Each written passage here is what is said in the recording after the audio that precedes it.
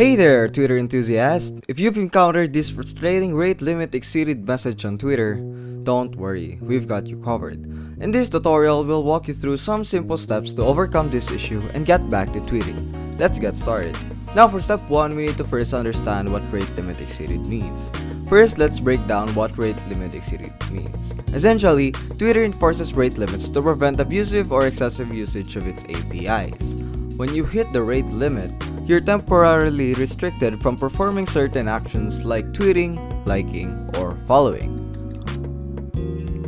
Now for step 2, we need to update your Twitter app. To start resolving the issue, ensure your Twitter app or the relevant third-party app is up to date. Sometimes outdated apps can trigger rate limit errors. Updating to the latest version often addresses compatibility issues. Now, step 3, we need to clear app data. If updating doesn't solve the problem, consider clearing the data on your Twitter app. This can help refresh the app's cache and potentially resolve any conflicts causing the rate limit error.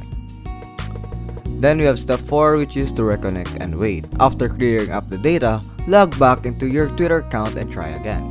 If you're still encountering the rate limit exceeded error, don't worry, it's likely temporary. Twitter imposes rate limits to ensure fair usage, and the limit will reset after a certain period.